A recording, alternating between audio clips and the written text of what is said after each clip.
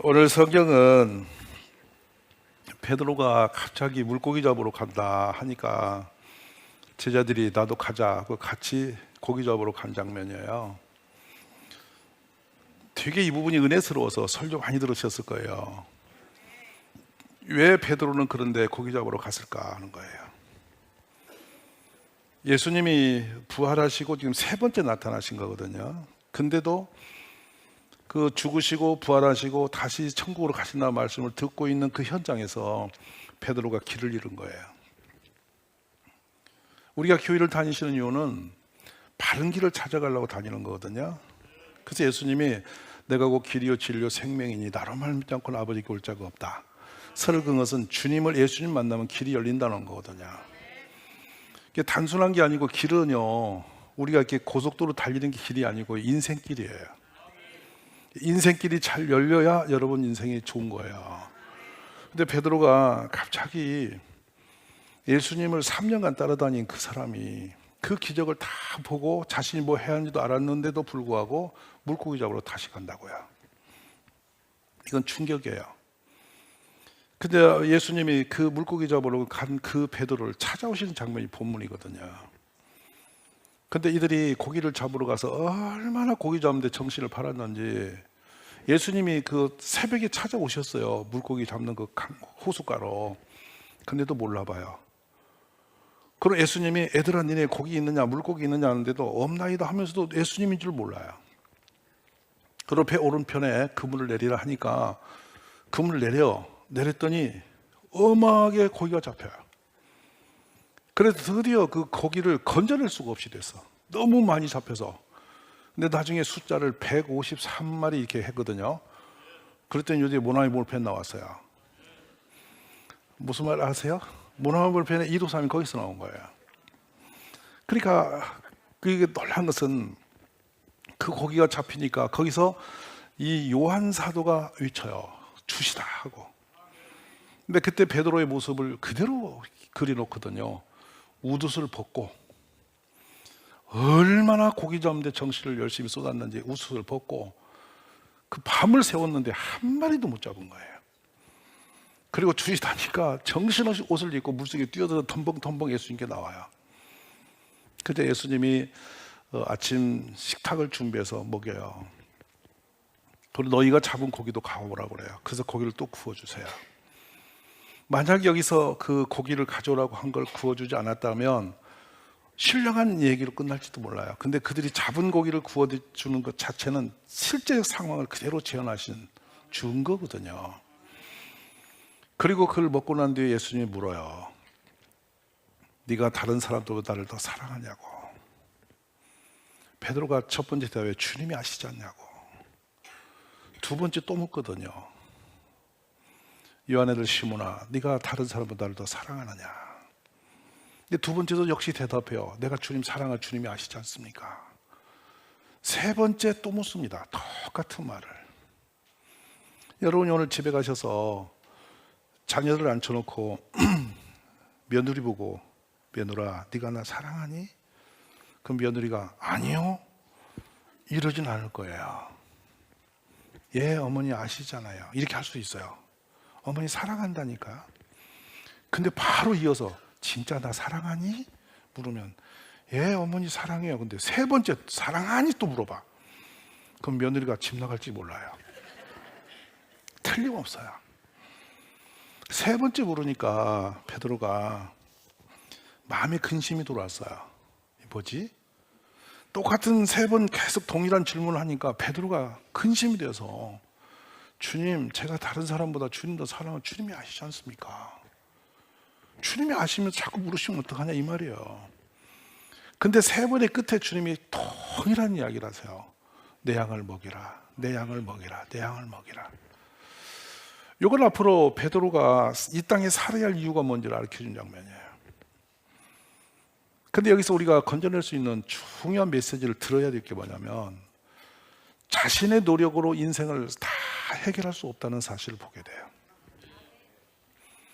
내 힘으로 할 수 있는 영역과 내가 아무리 노력해도 안 되는 영역이 세상에 존재하거든요. 그 사람들은 뭐 운이라고 말하고 뭐 이렇게 이야기하는데 운이 아니고 하나님의 선이에요. 그게 주님 우리를 부하기도 하고 가난기도 하고 죽이기도 하고 살리기도 해요. 높이기도 하고 낮추기도 해요.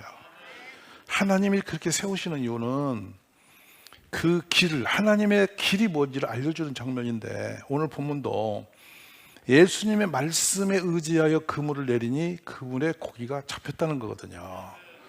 곧 하나님 말씀이 내 발의 등이요 내 길의 빛입니다. 아멘이십니까? 그러니까 오늘 우리가 이 말씀을 잘 새겨 들으면서 나는 지금 제 코스를 가고 있을까를 돌아보세요. 우리 가정은 제 길을 가고 있는가? 여러분이 어떤 직장에서 직업을 가지고 있다고 해서 제 코스 가는 게 아니고요, 하나님과 나의 관계에서 제 길을 가고 있냐는 거예요.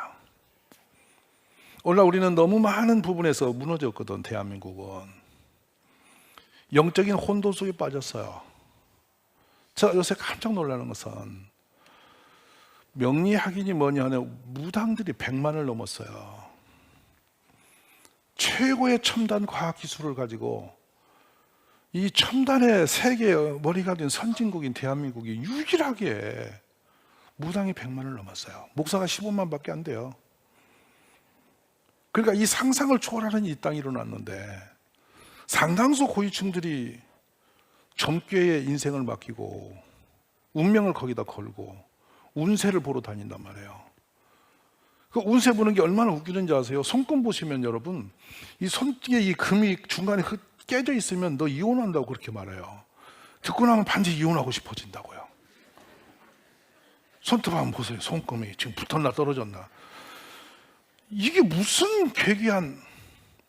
또 어떤 분은 그래, 손금이 가운데 금이 여기서 끝나야 되는데 여기까지 뻗치면 오래 살고 짧으면 얼른 돌아가신대. 꼭 죽을 것만 같아. 이런 게 명리학이에요. 이마가 환출해서 재물이 안 보이는데 날아간대. 가서 머리 심으러 가야 돼. 눈썹이 희미해가지고 정남이가 없다는 거예요. 인정머리가 없대. 그래서 눈썹에 색깔 입히러 간단 말이에요. 이게 세상에 사는 방법입니까? 그래서 우리는 거기에 인생을 맡기고 사는 겁니까? 오늘 우리의 가는 길은 오직 주의 말씀이란 말입니다. 하나님 말씀만이 가장 옳은 길을 가르치고 있다고요. 그래서 우리가 놀라는 것은 신명기 8장을 여시면 인생의 한 역사를 바꿀 수 있는 아주 중요한 말씀이 나와요. 하나님 뭐라고 하시냐면, 이 광야 40년을 왜 너희로 하여금 걷게 한 줄 이유를 아느냐는 거예요. 거기는 가난했고 공고하고 헐벗고 굶주린 곳이에요. 참 험한 곳이거든요. 그 걷게 하신 것을 기억하래요. 이는 너를 낮추시고 너를 시험하사 내 마음이 어떠한지, 그 명령을 지키는지 안 지키는지 그거 알려고 했다는 거예요. 말씀을 지키는지 못 지키는지 그걸 알아보려고 40년을 돌렸다. 저는 개인적으로 이 성경 말씀을 대하고 어마어마하게 충격을 받은 사람이에요. 왜냐하면 어느 날 갑자기 확 바닥으로 내려갔는데 정황이 없어요. 뭘 해도 꼬여 일이. 근데 그때 왜 내가 꼬여 있는지를 전혀 몰라요. 힘들 뿐이에요. 여러분 삶에 때로는 오르막 내리막 있을 텐데 어느 날 갑자기 일이 엉켜지면서 어떤 위치에 있든 계속 삶이 흔들릴 때가 있을 거예요. 왜 그러냐면 길을 잃어버리면 그런 거예요. 근데 본인은 잃어버린 길을 모릅니다. 그때 제 가장 가까운 친척 중에 저한테 와서 동생 왜 이렇게 교만해? 이러더라고요. 근데 제가 그 말을 듣자 바로 마음에 떠오른 게 참 싸가지 없네. 뭐를 교만하다 그래? 이렇게 딱 그 반항이 딱 나오는 거예요. 몰랐어요. 근데 훗날 정신을 차려보니 교만했더라는 거예요. 내 마음대로 되는 줄 알았던 거예요, 세상을. 근데 알고 보니 길을 잃어버린 거예요. 그래서 어느 날 이 말씀이 수없이 내게 다가오지만 내가 그 말씀이 나의 길인지를 이해를 못했어요. 그러니까 오늘 또 여러분, 혹시 지금 길을 잃어버린 가정이 있을 수 있습니다. 오늘 어버이 주일이잖아요. 제가 오히려 어버이 주일이라 꼭 찍지 않는 이유는 오늘 주일만이 주일이 아니에요. 그건 삶이에요. 그런데 우리는 길을 잃어버린 삶이 정상인 줄 알고 착각 속에 계속 뻗치고 가는 거예요. 오늘 하나님 말씀이 우리에게 다가오죠. 오늘만 딱 떠오르면서 부모님 생각이 오늘 딱 새롭게 더 다가오는 것은 이 날이 그날이기 때문에, 어버이 주일이기 때문에. 근데 부모님과 여러분 관계는 괜찮으십니까? 되게 부담되는 내용입니다, 이 내용이. 왜냐면요, 제가 어느덧 말씀드렸지만 어린이들 아까 여기 한 아이가 춤을 추면서요, 일부러 여자아이가 바지를 엉덩이에 내렸습니다. 여기다 걸쳤어요. 걸치고 흔들어요. 걔는 그게 재밌는 거야. 어디서 본 거지. 고무줄로 된 바지를 엉덩이 중앙에 내려서 흔들고 있더라고. 되게 재밌어요. 그래서 좀 있어 하나는 배를 올리잖아. 배꼽을 드러내고. 근데 애들은 그렇게 해도 예뻐. 근데 할머니가 만약 배꼽 내고 서 있어 봐. 얼마나 이상하겠냐. 근데 애기가 밥을 먹다가 이런데 뭘 묻히고 밥풀을 붙이고 있으면 그렇게 이뻐서 빨아먹고 싶잖아. 근데 90 먹은 할머니가 밥풀 붙이고 있으면 영 이상하거든. 똑같은 상황도 나이 드시면 망가진 모습 그대로가 우리에게 보기에 선하지 않아요. 그러니까 부모님은 나이 들수록 더 약해지고 더 사랑해 드려야 되고 돌봐 드려야 되는데, 주님은 그렇게 하라고 말씀하시는데 우리는 나이 들수록 멀리 한다고요. 길을 잃어버린 거예요. 그러면 그 가정은 헛바퀴 돌리는 거예요. 이제 그때부터 헛건물을 밤새 내렸는데 빈손된 것처럼 인생이 헛바퀴 돌기 시작하는 거예요. 그러니까 단순히 부모와의 관계뿐만 아니에요. 우리는 정말 중요하고 가장 소중한 선물은 못 느껴요. 그냥 당연히 있는 줄 알아요. 여러분, 부모님에 대해서 막 가슴 저리게 막 부모님 나를 사랑하셨고 나를 위해 사셨고 막 애절하게 가슴 저리면서 그렇게 감동을 먹은 사람이 별로 없어요. 왜냐하면 당연히 부모는 부모였다. 그걸로 지나가요. 신비하다니까요. 당연이라는 것으로 우리는 다 덮어놔버린다고요. 제가 보면 그래요. 우리 하나님 우리를 사랑하셨다는 말을 성도들이 제대로 느끼는 사람이 많지 않아요. 너무 사랑이 크기 때문에 감을 못 잡는가 봐요. 근데 하나님은 항상 우리를 사랑하시고 계세요. 책임을 지는 분은 하나님이세요. 내 인생 나도 책임 못 지는데 돌아보면 하나님은 나를 책임지세요. 믿음으로 서기만 하면 책임을 지시는 분이세요. 우리 그 하나님의 사랑과 가정의 잃어버린 길을 회복하는 역사가 일어나기를 간절히 원해요. 그래 결국에 신명기 8장에 보면 우리가 그 말씀을 딱 말씀으로 사는 줄 깨닫는 순간, 사람이 떡으로만 사는 게 아니라 여호와 입에 나오는 말씀으로 말미암아 사는 줄 알게 되는 순간 우리에게는 놀라운 축복의 길을 예비하시거든요. 뒤에 7절 쪽으로 자보대 읽어보세요.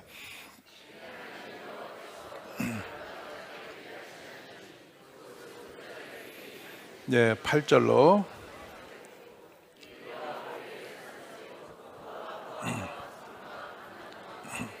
네, 넘어가세요. 9절.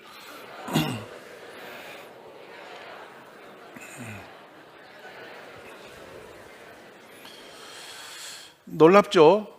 내 힘으로 살아야 되는 줄 알았더니 하나님이 말씀을 딱 내 가슴에 품고 말씀을 지키며 살아갔더니 저런 놀라운 안전한 축복의 세계로 인도하셨다는 거예요. 그리고 뒤에 가면 뭐 어떤 장면이 나오냐면 재물을 벌 힘을 네가 넉넉해질 때 내 힘으로 벌었다 착각하지 말아요. 지금 우리가 있는 모든 위치가 내 힘으로 능력으로 된 거라고 착각하지 말아요. 하나님이 그 자리에 그 위치에 그걸 가지도록 하신 분은 하나님이셨대요. 자, 이걸 깨달으면 우리는 겸손해져요. 그리고 길을 안 흔들리게 돼요.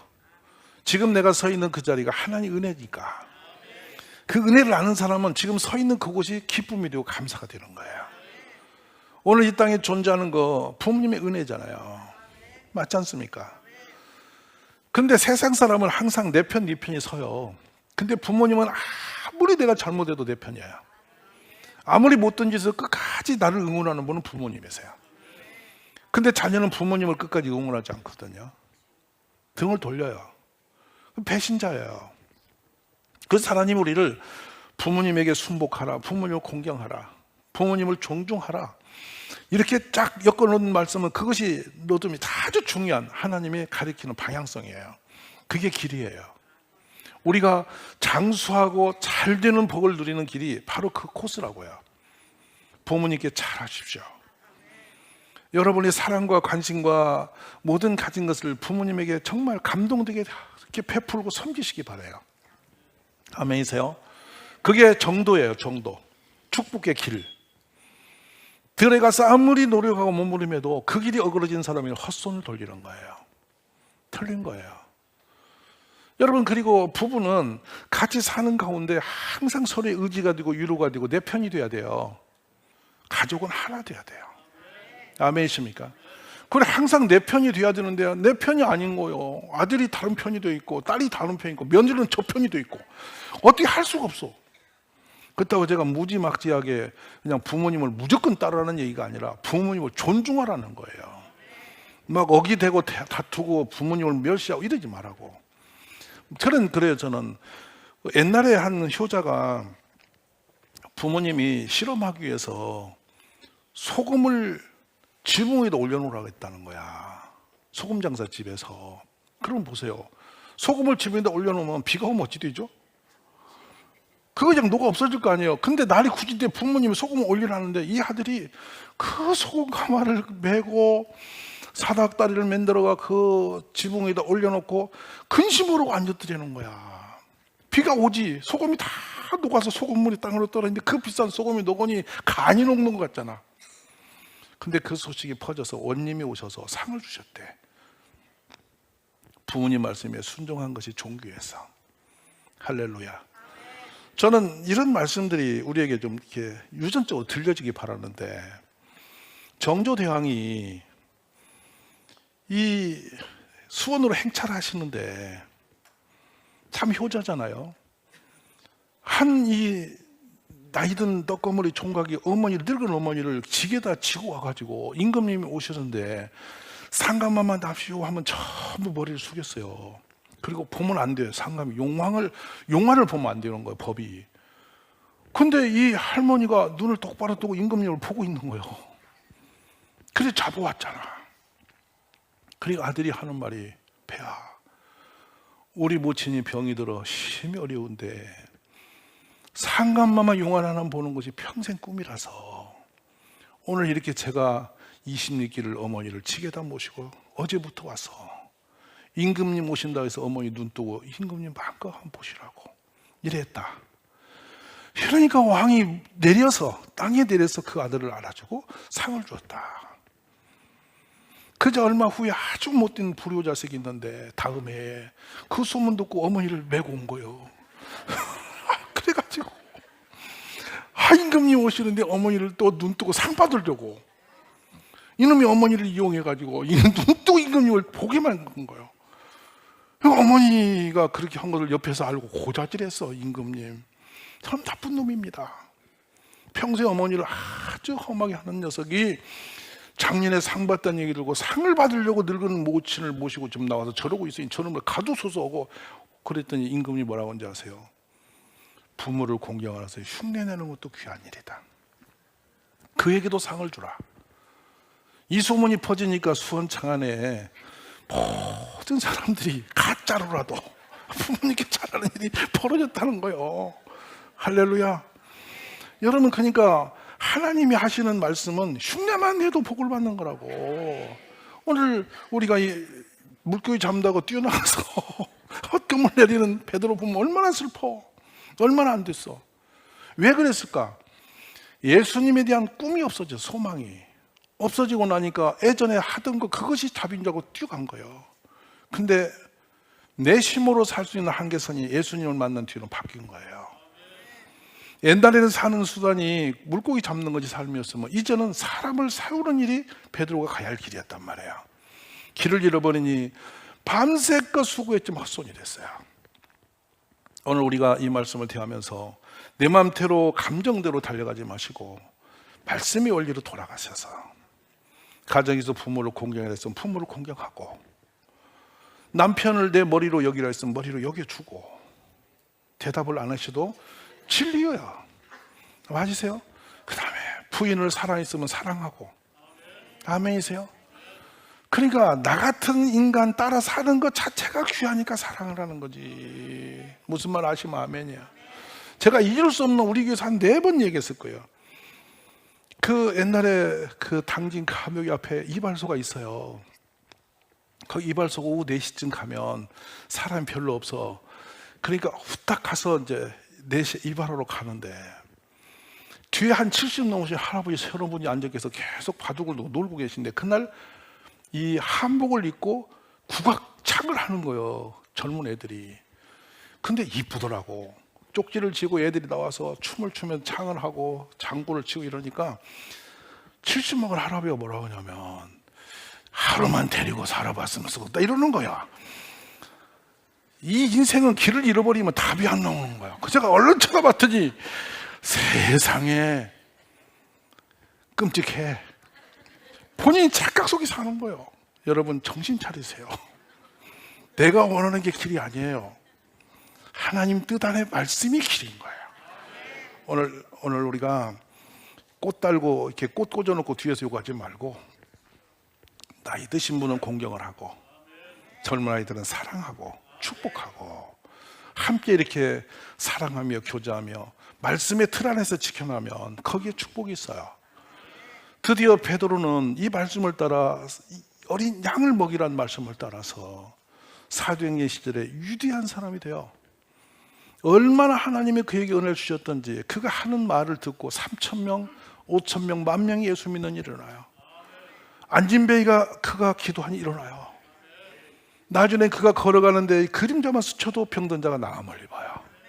이런 축복이 주님의 목적대로 길을 갈 때 일어나는 기적이에요. 우리 사랑하는 가족 여러분, 이제 우리가 이 말씀을 잘 새기고 많은 거 복잡하게 마시고 단순하게 어른을 공경하고 아랫사람을 사랑하고 아멘이세요? 가족 간에 서로가 존중하면서 살아가십시오. 어렵지 않습니다. 이거를 실천하시고 집에서 자꾸만 그게 행하십시오. 그러다 보면 놀라운 기적이 축복이 우리에게 넘치게 임할 줄로 믿습니다.